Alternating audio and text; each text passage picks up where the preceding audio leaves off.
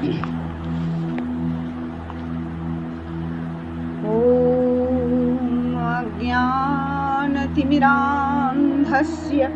ज्ञानाञ्जनशलाकया चक्षुरुन्मीलितं येन तस्मै श्री गुरवे नमः। श्री गुरुदेवকে প্রণাম জানিয়ে এবং তার আশীর্বাদ নিয়ে আমি আমার অডিও শুরু করব। এর আগে আমি মঞ্জুশ্রী মুখোপাধ্যায় এর আগে খুব সম্ভবত দুটো অডিও এই সাধন পাদে হয়েছে। এবার যে সূত্রটা আমি বলেছিলাম, যতটুকু বলেছিলাম তার পর থেকে আমি আজকে বলতে শুরু করে দেব। আগে ব্যাখ্যা করা হয়েছে ভোগাসক্ত পুরুষকে আপন স্বরূপ দেখিয়ে ভোগ প্রদান করা এবং মুক্তিকামী যোগীকে দ্রষ্টার স্বরূপ দেখিয়ে মুক্তি প্রদান করা হলো দৃশ্যের প্রয়োজন। দ্রষ্টাকে নিজ স্বরূপ দেখিয়ে দেওয়ার পর আর কোনো কিছুর প্রয়োজন থাকে না। অর্থাৎ নিজের স্বরূপকে জানার পর, উপলব্ধি করার পর মানুষের আর কিছু জানার থাকে না। এই আত্মোপলব্ধি, তদা দ্রষ্টু স্বরূপে অবস্থানম, এটা সমাধিপাদে এই সূত্রটা আমি বলেছিলাম, যেখানে যোগের পরিভাষা দেওয়া হয়েছিল যোগশ্চিত্তবৃত্তি নিরোধ। এই চিত্তবৃত্তি নিরোধের ফলে কি হবে? তদা দ্রষ্টু স্বরূপে অবস্থানম, তখন দ্রষ্টা নিজের স্বরূপে, নিজের রূপে অবস্থান করবে। তাহলে মূল উদ্দেশ্য কি ছিল, লক্ষ্য কি ছিল? যে নিজেকে জানা, আত্মোপলব্ধি, নিজেকে উপলব্ধি করা। তদা দ্রষ্টু স্বরূপে অবস্থানম, যখন সাধক নিজেকে জেনে যান, নিজেকে উপলব্ধি করতে পারেন, বুঝতে পারেন আমি কে, আত্মানং বিদ্ধি, নিজেকে জানা। এই নিজেকে জানা হয়ে গেলেই সবটা জানা হয়ে যায়।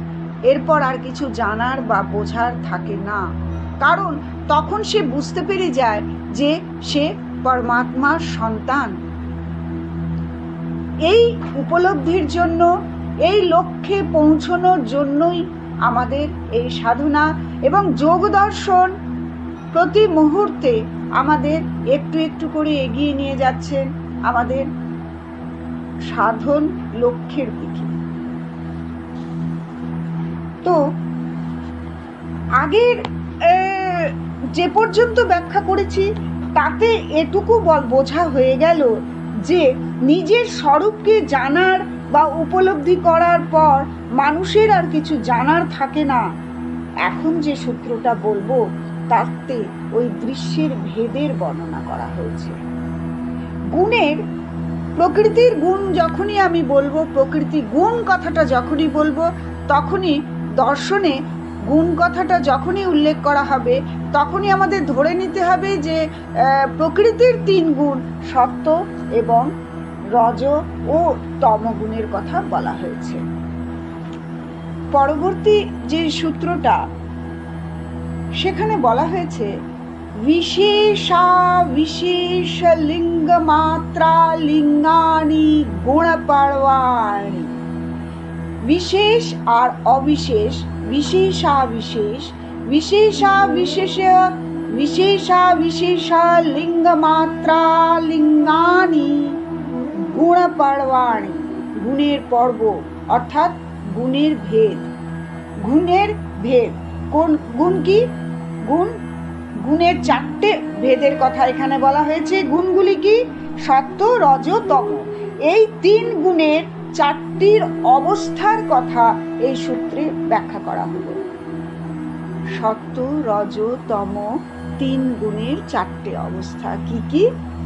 বিশেষ, অবিশেষ, বিশেষ, অবিশেষ, লিঙ্গ মাত্রা এবং অলিঙ্গ।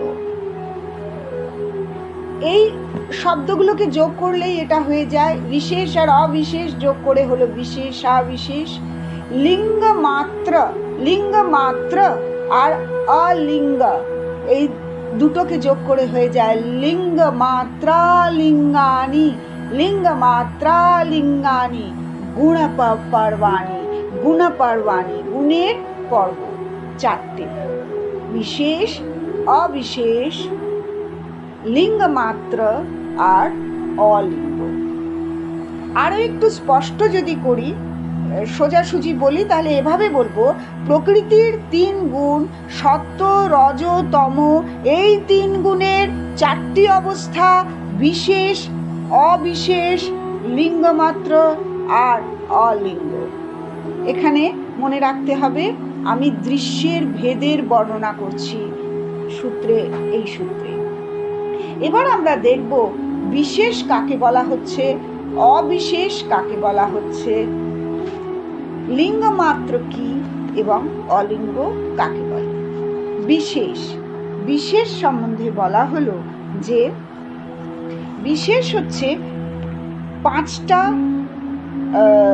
স্থূলভূত, পঞ্চমহাভূত যাদের আমরা বলি, 5টা জ্ঞানেন্দ্রিয়, 5টা কর্মেন্দ্রিয় এবং মন, এই 16টাই হলো বিশেষ। কি কি? 5টা পঞ্চমহাভূত, 5টা জ্ঞানেন্দ্রিয় 10, 5টা কর্মেন্দ্রিয় 15 আর মন 1টা, এই 16টা হলো বিশেষ। 5টা মহাভূত কি, পঞ্চমহাভূত কি? পৃথিবী, জল, অগ্নি, বায়ু ও আকাশ, এই হলো 5টা স্থূলভূত। এরপরে রয়েছে 5টা কর্মেন্দ্রিয়। 5টা কর্মেন্দ্রিয় কি কি? বাক, পানি, পাদ, বায়ু ও উপস্থ। রয়েছে 5টা জ্ঞানেন্দ্রিয়। 5টি জ্ঞানেন্দ্রিয় কি? প্রথমে বললাম 5টা মহাভূত, পঞ্চমহাভূত, মৃত্তিকা, জল, অগ্নি, বায়ু ও আকাশ। এরপর 5টা জ্ঞানেন্দ্রিয়। 5টা জ্ঞানেন্দ্রিয় কি কি? জ্ঞানেন্দ্রিয় হলো চক্ষু, কর্ণ, নাসিকা, জিহ্বা ও ত্বক, 10টা হলো। এরপর 5টা কর্মেন্দ্রিয়, বাক, পানি, পাদ, বায়ু ও উপস্থ। হ্যাঁ, হাত, পা, এগুলো দিয়ে আমরা কর্ম করি তো। বাক কথার দ্বারা, বাক হচ্ছে কথা বা বাণী, পানি হচ্ছে হাত, পাদ হচ্ছে 2টো পা, বায়ু ও উপস্থ, এগুলো হচ্ছে ইন্দ্রিয়। এবং মনকে ধরে নিলে ইন্দ্রিয়ের সংখ্যা এইখানে সবকিছু মিলিয়ে 16টা যে পেলাম, পঞ্চমহাভূত, পঞ্চ জ্ঞানেন্দ্রিয়, 5টা কর্মেন্দ্রিয়, 3 5 15 আর মন, এই 16টা হলো বিশেষ। এই যে 16টা বিশেষ বিষয়ের কথা বললাম, এদের দ্বারাই গুণের বিশেষ ধর্মের অভিব্যক্তি বা প্রকাশ হয়। এগুলো দিয়েই গুণের প্রকাশ হয়। হ্যাঁ, হাত, পা, কথা, তারপরে আমাদের আর জ্ঞান, হ্যাঁ, ইন্দ্রিয়গুলো, ত্বক, চোখ দিয়ে দেখি, কান দিয়ে শুনি, তো প্রকাশ হচ্ছে যে 3টে সত্ত্ব রজ তম 3 গুণের যে প্রকাশ, এই যে বিশেষ ধর্মের অভিব্যক্তি আর প্রকাশ হয় এই কটা দিয়ে, এই 16টা বিষয় দিয়েই, তাই এদেরকে বলা হলো বিশেষ। সাংখ্যকারিকায় এদের নাম হলো বিকার। এবার অবিশেষ, এদের বিশেষ কেন বলা হলো? কারণ বিশেষ এই কারণেই বলা হয়েছে যে এগুলির দ্বারাই 3 গুণের ধর্মের প্রকাশ হয় বা অভিব্যক্তি হয়, তাই এগুলো বিশেষ। এবার অবিশেষ কি হলো? 5টা তন্মাত্র কাদের বলে? শব্দ, স্পর্শ, রূপ, রস, গন্ধ, এদের সূক্ষ্ম মহাভূত বলা হয়। কারণ কেন বলা হয় সূক্ষ্ম মহাভূত? ওই যে স্থূল পঞ্চমহাভূতকে বলা হলো যে 5টা মহাভূত। দেখুন, আকাশ শব্দ, হ্যাঁ, জল হচ্ছে রস, এইভাবে স্পর্শ, গন্ধ, ওই 5টা স্থূলভূতেরই এগুলি সূক্ষ্ম রূপ, এদের সূক্ষ্ম মহাভূত বলা হয়। আর ষষ্ঠ যেটা বলেছিলাম, যেটা নিয়ে 16টা হয়েছিল, 5টা মহাভূত, 5টা জ্ঞানেন্দ্রিয়, 5টা কর্মেন্দ্রিয় এবং মন, এই 16টাকে বলা হয়েছিল বিশেষ। কারণ এই 16টা বিষয় দ্বারাই কি হয়, 3টে যে গুণ আছে সত্য রজ তম, সেই গুণগুলির বিশেষ ধর্মের অভিব্যক্তি বা প্রকাশ হয়ে থাকে। এবার আমি অবিশেষ বলব। অবিশেষ হচ্ছে শব্দ, স্পর্শ, রূপ, রস, গন্ধ। এদেরকে তন্মাত্রাও বলা হয়, সূক্ষ্ম মহাভূতও বলা হয়। কেন বলা হয় সূক্ষ্ম মহাভূত? ওই যে 5টা স্থূল মহাভূত বলেছিলাম তাদের কারণ, আর অহংকার, মন বা ইন্দ্রিয়ের কারণ। তাহলে 6টা হলো। এখানে কি কি বলা হয়েছে? শব্দ, স্পর্শ, রূপ, রস, গন্ধ। এই 5টা তন্মাত্র হলো 5টা স্থূল মহাভূতের কারণ। আর অহংকার, ষষ্ঠ যেটি বলেছিলাম, 16 নম্বর যেটি বলেছিলাম মন, সেই ইন্দ্রিয়ের কারণ হলো এই অহংকার। এই 6টাকে একসাথে অবিশেষ বলা হলো। কেন অবিশেষ বলা হলো? দেখুন, এই যে পঞ্চ মহাভূত, 5টা ইন্দ্রিয়, জ্ঞান যেটা উপলব্ধি করছি, এগুলোকে জ্ঞানেন্দ্রিয়, এগুলোকে সবকটাগুলোকেই কিন্তু আমরা কি করতে পারি? এগুলো ইন্দ্রিয় গোচর। কিন্তু শব্দ, তাকে তো আমরা এগুলো বুঝতে পারি, কিন্তু এগুলো এদের স্বরূপ ইন্দ্রিয় গোচর নয়। এই জন্য এদেরকে বলা হয় অবিশেষ। লিঙ্গ মাত্র কাকে বলা হয়?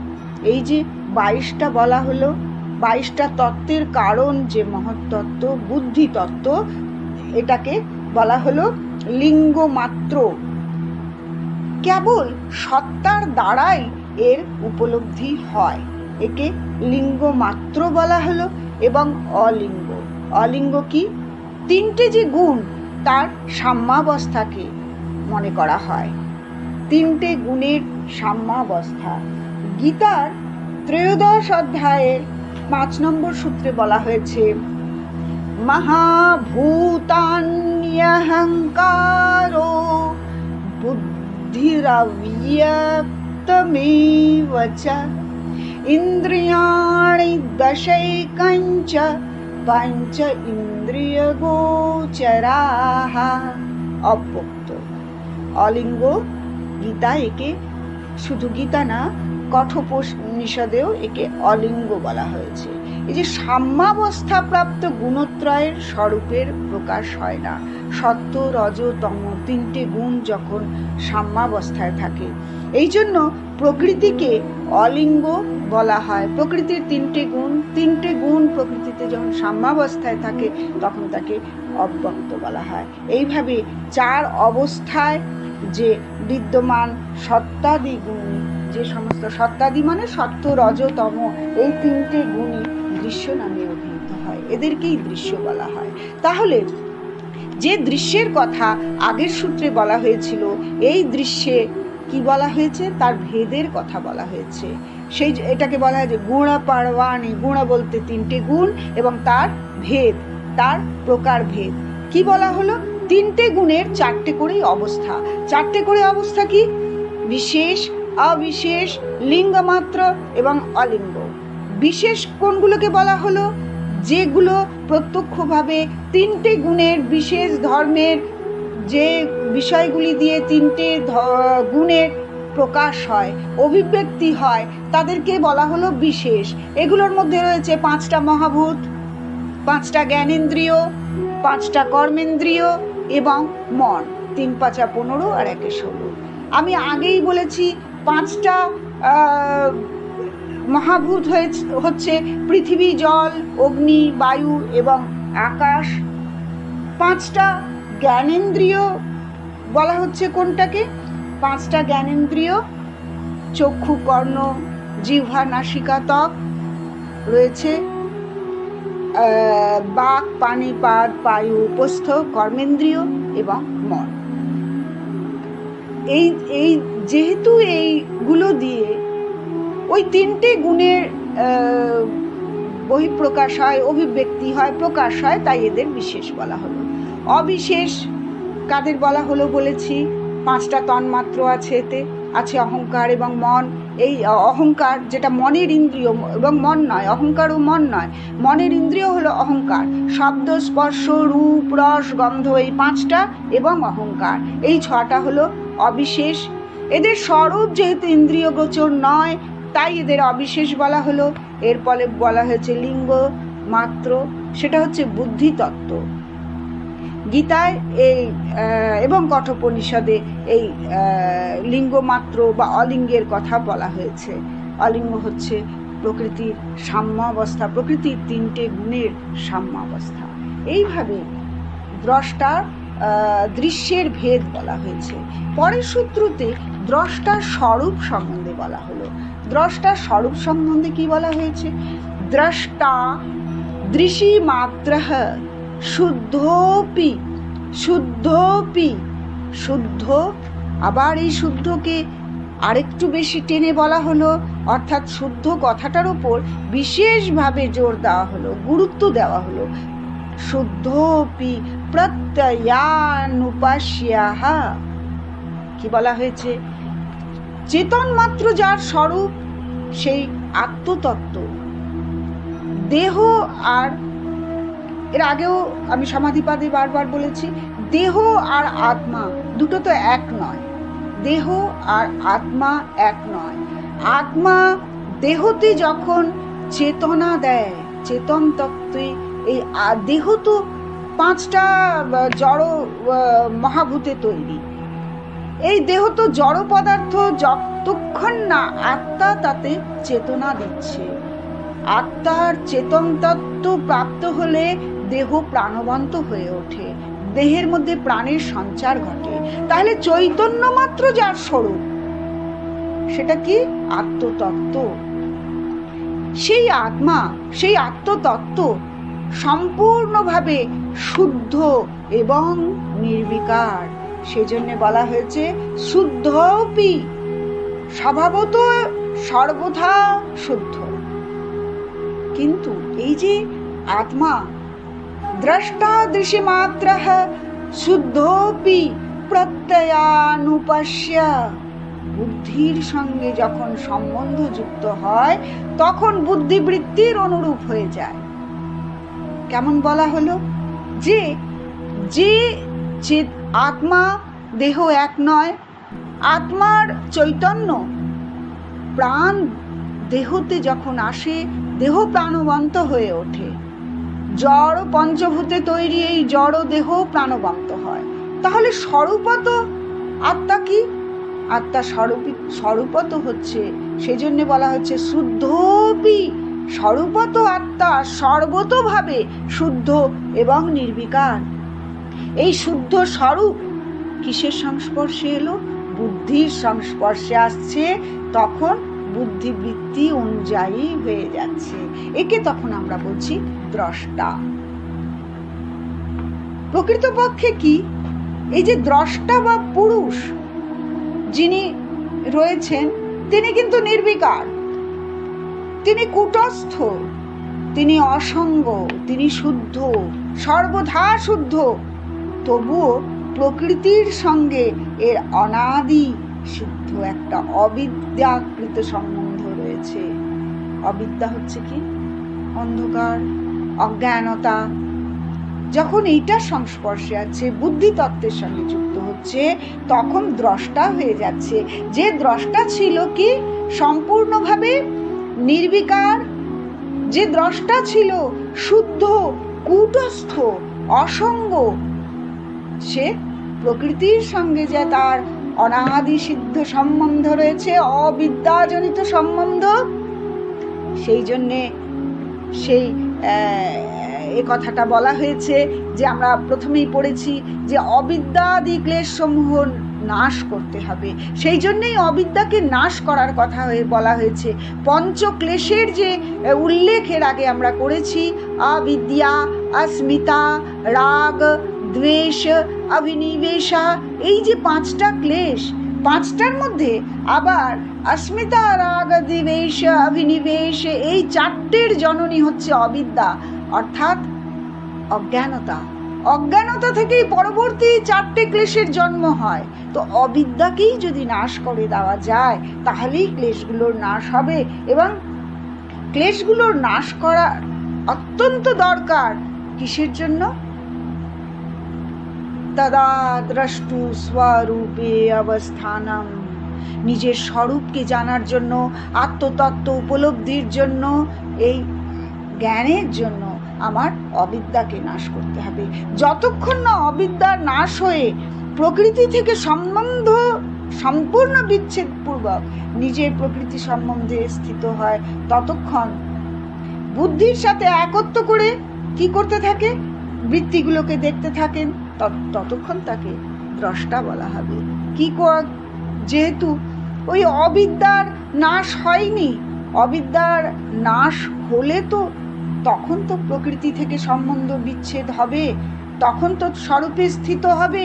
যদি প্রকৃতির থেকে এই যে দ্রষ্টা যখন কোনো ইন্দ্রিয়র দ্বারা, ওই 5টা যে ইন্দ্রিয়, সেই ইন্দ্রিয়ের দ্বারা যখন প্রকৃতির অথবা বলি পার্থিব জগতের বিশেষ বস্তুগুলোকে দেখছে, তার প্রতি আকৃষ্ট হচ্ছে এবং সেখানে ভোগের আকাঙ্ক্ষা জন্মাচ্ছে, এই তো অজ্ঞানতা, যেটা যা নয়। এখানে সুখ নেই, তবু মনে করছি এটাই সুখ। এইভাবে একটা সম্বন্ধ তৈরি হচ্ছে।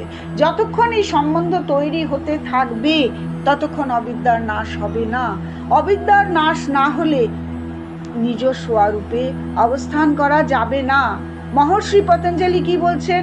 স্বরূপে অবস্থানম, স্বরূপে অবস্থান করতে হবে আমার, তাহলেই আমি আমার লক্ষ্যে যেয়ে পৌঁছতে পারবো। আমার লক্ষ্য কি? আমার ঈপ্সিত লক্ষ্য কি? আমার লক্ষ্য হচ্ছে নিজেকে জানা। কারণ নিজেকে জানার পর আর কিছু জানার বা বোঝার থাকে না, আপন স্বরূপকে জানা। তো দৃশ্যের সঙ্গে সম্বন্ধ না থাকলে কার দ্রষ্টা? দৃশ্যের সঙ্গে যদি সম্পর্ক না থাকে, সম্পর্কটাকেই ছিন্ন করতে হবে, সম্বন্ধটাকেই ছিন্ন করতে হবে। দৃশ্যের সঙ্গে এই সম্পর্কটাকে যতক্ষণ না আমি ছিন্ন করব, ততক্ষণ আমি অবিদ্যার মধ্যেই ডুবে থাকব এবং আমি নিজেকে চিনতে পারবো না। তাই দৃশ্যের সঙ্গে এই প্রশ্নটা আমি করছি, দৃশ্যের সঙ্গে সম্বন্ধ যদি না থাকে তাহলে কার দ্রষ্টা? তখন তিনি কেবল একটাই কথা, তিনি চৈতন্য মাত্র, সর্বথা শুদ্ধ এবং নির্বিকার। কত সুন্দর কথা দেখুন। দ্রষ্টা দৃশিমাত্রঃ শুদ্ধোপি প্রত্যয়ানুপশ্য। কি সুন্দরভাবে বোঝানো হলো যে চেতন তত্ত্ব, যে চেতন মাত্র জ্ঞান স্বরূপ আত্মা, তিনি স্বভাবতই প্রকৃতিগতভাবে শুদ্ধ, সর্বথা শুদ্ধ। তিনি নিত্য, তিনি নির্বিকার, তিনি কূটস্থ, তিনি অসঙ্গ। কিন্তু সেই আত্মতত্ত্ব, সেই চেতন তত্ত্ব, সে যখন এই অবিদ্যা বুদ্ধির সংস্পর্শে আসছে, তখন তা বুদ্ধিবৃত্তি অনুরূপ হয়ে যাচ্ছে। এইবার আমি তাকে দ্রষ্টা বলবো। এইবার সেই দ্রষ্টা, যে সে তার স্বভাব যা ছিল তার থেকে অন্যরকম হয়ে গেল। কেন হয়ে গেল? না, প্রকৃতির সঙ্গে, প্রকৃতির 3টে গুণ রয়েছে, এর অনাদি সিদ্ধ অবিদ্যাকৃত সম্বন্ধ রয়েছে। এই সম্বন্ধটাকে যদি নাশ না আমরা করতে পারি, তাহলে আমরা যতক্ষণ করতে না পারবো ততক্ষণ ওই চেতন তত্ত্ব, চৈতন্য মাত্র যে সত্তা, সেটা আমার উপলব্ধিতে আসবে না। কিন্তু আমার তো লক্ষ্য হচ্ছে সেই উপলব্ধিতে পৌঁছানো। যতক্ষণ না অবিদ্যার নাশ হয়ে প্রকৃতি থেকে সম্বন্ধ বিচ্ছেদ পূর্বক নিজের প্রকৃত স্বরূপে স্থিতি হয়, ততক্ষণ কি হয়? বুদ্ধির সাথে একত্র হতে থাকে এবং বুদ্ধিবৃত্তিগুলো দেখতে থাকে। এবার বুদ্ধিবৃত্তিগুলো যখন দেখছেন তখন তিনি দ্রষ্টা। কিন্তু এই দ্রষ্টার সঙ্গে দৃশ্যের সম্পর্ককে যদি সম্পূর্ণভাবে যদি বন্ধ করে দেওয়া যায়, সম্বন্ধ যদি না থাকে, দৃশ্যের সঙ্গে দ্রষ্টার সম্পর্ক যদি না থাকে, তাহলে দ্রষ্টাকে তিনি কি দেখছেন? কাকে দেখবেন? হ্যাঁ, সম্বন্ধ নেই, তবে দৃশ্যের সঙ্গেই তার সম্বন্ধ নেই, তিনি দ্রষ্টা কার? এই সময় কিন্তু তিনি কেবল চৈতন্য মাত্র। এইবার আবার তিনি হয়ে গেলেন শুদ্ধ, নির্বিকার, কূটস্থ, অসঙ্গ। দ্রষ্টা এবং দৃশ্যের স্বরূপ বর্ণনা করা হলো এই পর্যায়ে। এরপর আমরা আরেকটু এগোতে পারি। তদর্থ এব দৃশ্যস্যাত্মা, দৃশ্যস্য ওই দৃশ্যের আত্মা অর্থাৎ স্বরূপ, হ্যাঁ, সেই দ্রষ্টার জন্য এই দৃশ্যের প্রয়োজনীয়তা কি, দৃশ্যের সার্থকতা কি, দৃশ্যের স্বরূপের সার্থকতা কি? দৃশ্য বলা হলো, দৃশ্যের ভেদ বলা হলো, দ্রষ্টার প্রকৃতি বলা হলো, দ্রষ্টা কখন চৈতন্য মাত্র হয়ে গেলেন সেটাও বোঝানো হলো। হ্যাঁ, এবার বলা হচ্ছে যে এই দৃশ্যের প্রয়োজনটা কেন? দ্রষ্টাকে নিজের দর্শন দিয়ে ভোগ প্রদান করা, নিজের স্বরূপের দর্শন করিয়ে মুক্তি প্রদান করা, এটাই হলো দৃশ্যের প্রয়োজন। এই দৃশ্য দরকার। এখানে কি করতে হবে? দৃশ্যের কেন দেখতে তো হবে। হ্যাঁ, দ্রষ্টা নিজ দর্শন দ্বারা ভোগ একটা আছে, আবার তারপরে কি হচ্ছে? মুক্তি। হ্যাঁ, যখন এগুলো প্রয়োজন, এগুলোর দরকার আছে, মুক্তির প্রয়োজন আছে, এইগুলোকে প্রমাণ করাই হলো দৃশ্যের প্রয়োজন। দৃশ্য যদি না থাকতো তাহলে দ্রষ্টা তো নির্বিকার, তার তো সে চৈতন্য মাত্র, সে শুদ্ধ, কূটস্থ, সে অসঙ্গ। কিন্তু যখন এই দৃশ্যের সঙ্গে তার যোগ হচ্ছে, যখন বুদ্ধির সাথে যুক্ত হচ্ছে, তখনই সে কি হয়ে যাচ্ছে? দ্রষ্টা হয়ে যাচ্ছে। তো এই দ্রষ্টা হয়ে গেল কখন? যখন এগুলোর সঙ্গে যুক্ত হলো। তো দ্রষ্টাকে এগুলোকে ভোগ করিয়ে, দর্শন করিয়ে তার নিজের স্বরূপের দর্শন করানো, অপবর্গ, মুক্তির প্রদান, মুক্তির প্রয়োজন, এগুলো এই জন্যই দৃশ্যের প্রয়োজনীয়তা রয়েছে। এই পুরুষকে মুক্তি প্রদান করার পর প্রকৃতির আর কোনো কাজ বাকি থাকে না। পুরুষের যখন মুক্তি প্রকৃতি তো সত্য রজ তম গুণান্বিত, তো এ থেকেই যখন মুক্ত হয়ে গেল, পুরুষ যখন এইগুলো থেকে সবকিছু থেকে মুক্ত হয়ে গেল, হ্যাঁ, তখন তো আর কিছু করার জায়গাই থাকে না প্রকৃতির। কারণ এগুলোকে তো সে অবিদ্যা নাশের দ্বারা সে নাশ করেই এসেছে, ক্লেশ থেকে সে মুক্ত হয়েই গেছে, কাজেই আর এগুলোর প্রয়োজন থাকে না। এবার এই যে সংযোগ, কিসের সংযোগ? দর্শনের প্রতি অনাসক্ত হয়ে মানুষ নিজ স্বরূপের প্রতি আসক্ত হয়, নিজের স্বরূপকে জানতে চায়। কারণ স্বরূপকে জানতে চাওয়াটাই তো ছিল মুখ্য উদ্দেশ্য। দৃশ্যের স্বরূপ হলো দ্রষ্টার জন্য, আর এই ভাবকে বজায় রেখে এই দ্রষ্টার জন্যই দৃশ্যের প্রয়োজন আছে। যখন এগুলো নাশ হয়ে গেল, তখন তো এগুলোর আর দরকার রইল না। যতক্ষণ মানুষ প্রকৃতির নানা রূপকে দেখে ততক্ষণ ভোগ করে। যখন একটা মানুষ প্রকৃতির বিভিন্ন রূপগুলোকে দেখছে, ইন্দ্রিয় দ্বারা সে সেই বিষয়গুলোর সঙ্গে যুক্ত হচ্ছে, তখন তার ভোগ করার ইচ্ছে আসে। কিন্তু যদি যুক্ত না হয়, ইন্দ্রিয় যদি ওই বিষয়গুলির প্রতি আসক্ত না হয়, তাহলে তো তার ভোগ করার ইচ্ছেই আসবে না। দর্শনের প্রতি অনাসক্ত হবে, দেখবেই না। তখন কি হবে? যখন এগুলো সে দেখবে না, তখন নিজেকে বুঝতে চেষ্টা করবে, তখন নিজের স্বরূপের দিকে তাকাবে, নিজের দিকে তাকাবে। তখন অন্তর্দৃষ্টি হবে, কারণ বহির্দৃষ্টির সাথে সংযোগ সম্পূর্ণভাবে ছিন্ন হয়েছে। বহির্দৃশ্যের সাথে যোগাযোগ নেই। সাধক এবার অন্তর্মুখী হলো। যে ইন্দ্রিয়গুলো সাধককে ছুটিয়ে মারছিল, যে ইন্দ্রিয়গুলো পার্থিব জগতের নানা রকম ভোগ্য বিষয়গুলির প্রতি আসক্ত হয়ে সাধককে কষ্ট দিচ্ছিল। কেন কষ্ট দিচ্ছিল? যখন ইন্দ্রিয়গুলো সেই পার্থিব বিষয়গুলোতে আকৃষ্ট হচ্ছিল, তখন সাধক সেগুলিকে ভোগের চেষ্টা করছিল। মন বহির্মুখী, বাইরের দিকে ছুটে বেড়াচ্ছে, ভেতর দেখার আর সময় নেই। কারণ সে আসক্ত হয়ে পড়েছে জড়জাগতিক বিষয়গুলির ওপর। যখন এই জড়জাগতিক বিষয়গুলির থেকে ইন্দ্রিয়কে সরিয়ে নেওয়া হবে, আর সে ওগুলো দেখতে পারে কিন্তু তার প্রতি অনাসক্তভাবে দেখতে হবে, তার প্রতি আর কোনো আকর্ষণ থাকছে না, তখন এইসব দর্শনের প্রতি অনাসক্ত হয়ে হবে মানুষ। আর যখন সেটা হবে তখনই সে নিজের স্বরূপের দিকে দেখবে, নিজের প্রতি আকৃষ্ট হবে, নিজেকে জানতে চেষ্টা করবে। হ্যাঁ, আর তখন এই যে সংযোগের যখন অভাব নষ্ট দেখা গেল, সংযোগের কিসের সাথে? বহির্জাগতিক বিষয়গুলির প্রতি সংযোগের অভাব যখন দেখা গেল, তখন কি হলো? কৈবল্য অবস্থা প্রাপ্ত হবে। কিভাবে? না, আত্মদর্শন হবে।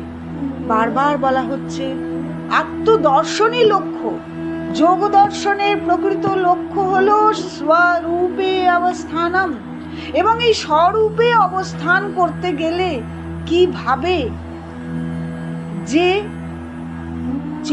চৈতন্য মাত্র ছিল তার সাথে এই দর্শনের দৃশ্যের বিষয়গুলির থেকে তাকে আলাদা করা, সেগুলির প্রতি অনাসক্ত হবে। যখনই অনাসক্ত হবে তখনই এগুলির ভোগের স্পৃহা তার থাকবে না, আর সেই অনাসক্ত মনে তার অন্তর্দৃষ্টি বাড়বে, অন্তর্দর্শন হবে। নিজের ভেতরে একবার উঁকি মেরে দেখা। বাইরেটা তো প্রচুর দেখা হলো, বাইরের দেখায় তো সুখ পাওয়া গেল না, এবার ভেতরটাকে দেখা, নিজেকে দেখা। যখন এই বহির্মুখী মন যখন অন্তর্মুখী হবে, যখন প্রকৃতই অনাসক্তি আসবে, তখনই নিজের স্বরূপের প্রতি আকৃষ্ট হবে মানুষ, এবং তখন আর সংযোগের কোনো প্রয়োজন থাকবে না। এবং যখন এই সংযোগের পূর্ণ অভাব হবে, তখনই পুরুষের কৈবল্য অবস্থা আসবে। এখন বলা হচ্ছে যে সংযোগের হেতু, কারণ কি? তাস্য হেতুর বিদ্যা, হেতুরা বিদ্যা। এই অবিদ্যার কথাটা কিন্তু বারবার বলছিলাম, যে অবিদ্যা, স্মিতা, রাগ, দ্বেষ, অভিনিবেশা, এই পঞ্চক্লেশ সর্বশেষ কাজ হলো, এবং শুরু থেকে যে কাজ শুরু হয়েছে সেটা হলো এই অবিদ্যাকে নাশ করা, অজ্ঞানতাকে নাশ করা। অবিদ্যা হচ্ছে বাকি চারটে ক্লেশের জননী। বারবার বলছি, এই চারটে ক্লেশ কি? अस्मिता, রাগ, দ্বেষ, অভিনিবেশা। এই চারটে ক্লেশই কিন্তু জন্ম নিয়েছে অবিদ্যা থেকে। অবিদ্যা এদের মাতৃস্বরূপা, এদের জননী। অজ্ঞানতা থেকে এগুলোর জন্ম হয়েছে। যদি সেই অবিদ্যা বা অজ্ঞানতা, অবিদ্যা কি? যা সুখ নয় তাকে সুখ মনে করছি, যা নিত্য নয় তাকে নিত্য মনে করছি, হ্যাঁ, পরম যেটা নিজের নয় সেটাকে নিজের মনে করছি। চূড়ান্ত অজ্ঞানতা, চূড়ান্ত অন্ধকার। এই অজ্ঞানতার অন্ধকার থেকে যখন নিজেকে বের করে আনা হয়, যখন আর অবিদ্যা থাকে না, তখনই কিন্তু একমাত্র সম্ভব ওই সংযোগকে নাশ করা, সংযোগকে শেষ করতে হবে। আর যখন এই সংযোগটা ছিন্ন হবে, তখনই কি হবে? তখনই বহির্জাগতিক বিষয়ের প্রতি মন আসক্ত হবে না, অনাসক্ত হবে। আসক্তি এবার শুধু নিজেকে জানার জন্য, নিজের এই স্বরূপকে প্রতি আকৃষ্ট হওয়া, নিজেকে জানার জন্য অন্তর্মুখী হওয়া, অন্তর্দৃষ্টি মুখে সাধক এবার পূর্ণরূপে নিজেকে জানতে পারবে।